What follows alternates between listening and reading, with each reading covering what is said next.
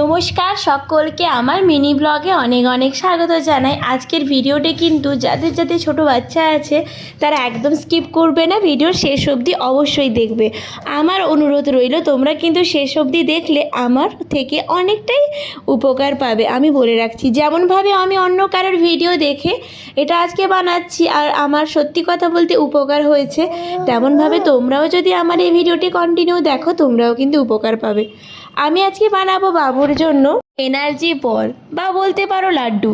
তো তার জন্য নিয়েছি এখানে মাখানা, আর মাখানাটা প্রায় নিয়েছি ধরে নিন 22 বা 23 পিস এরকম হবে, গুনিনি, তবে এমনই আঞ্জাতে বললাম।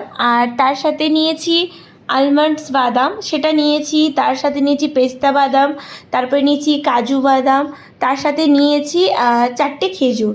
এতে কিন্তু আর এক্সট্রাভাবে অন্য কিছু আমি সুগার অ্যাড করব না, শুধুমাত্র ওই খেজুরের মিষ্টি থেকে এইটা হয়ে যাবে। আর এটাকে শুকনো কড়াইতে শুধুমাত্র আমি এরকমভাবে খুন্তিতে নেড়ে নেব যতক্ষণ ওই মুচমুচে হচ্ছে। আর তারপরে দেখতে পাচ্ছেন পরিমাণটা আলমন্ডস, কাজু আর পেস্তা বাদামের, একটু কাজু বাদামটা কমই দেব। আর তোমাদেরকেও বলবো দিতে, কারণ এগুলো তো খুব হাই প্রোটিন, তো একটু যদি কাজু বাদামটা কম হয় তাহলে খুব হজমে ভালো হবে বাবুর জন্য।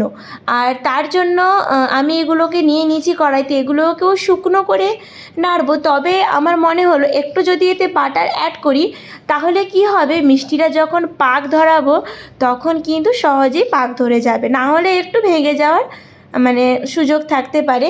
তাহলে আমি এগুলোকে বাটার দিয়ে হালকা নেড়ে নেব। আর এখন মিক্সিতে আমি নিয়ে নিয়েছি মাখনা, আর মাখনাটাকে আমার পেস্টও করা হয়ে গেছে।